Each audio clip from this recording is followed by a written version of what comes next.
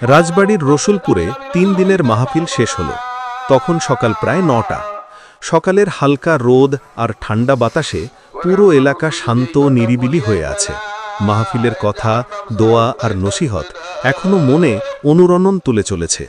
সেই আধ্যাত্মিক অনুভূতি নিয়ে আমি ধীরে ধীরে মাঠের বাইরে বের হয়ে হাঁটতে শুরু করলাম।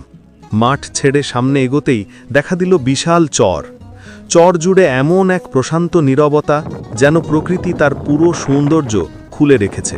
হাঁটতে হাঁটতে চারপাশের সবুজ মাঠগুলো মনটা জুড়ে দিচ্ছিল অন্যরকম এক শান্তি। কৃষকদের মাঠে আলুর সারি, পেঁয়াজের নরম পাতা, রসুনের সবুজ গাছ। সকালের আলোয় সব কিছু ঝকঝক করে উঠেছিল। বাতাসে মিশেছিল মাটির ঘ্রাণ, দূরে কোথাও পাখির হালকা ডাক, যেন পুরো গ্রাম প্রকৃতির সুরে সুর মিলিয়ে আছে। চর পেরোতেই সামনে দেখা দিল পদ্মা নদী। দূর থেকে মনে হয়েছিল বড়, কাছে এসে দেখি অসীম এক বিস্তৃতি।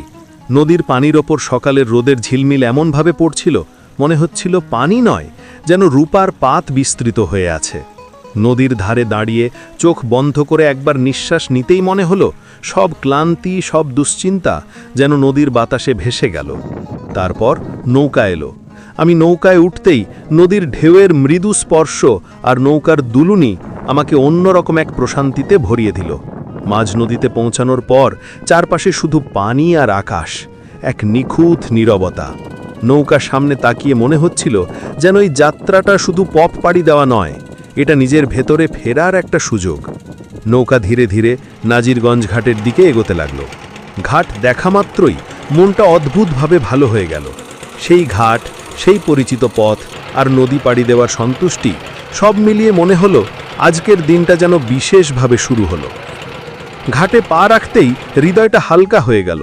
৩ দিনের মাহফিলের নূর, চর পদ্মার সেই দীর্ঘ পথ আর সকালের সেই শান্ত প্রকৃতি সব মিলিয়ে মনটাকে ভরে দিল এক গভীর প্রশান্তিতে। আমি জিল্লুর রহমান। আমার চ্যানেলটিকে সাবস্ক্রাইব করে পাশে থাকবেন।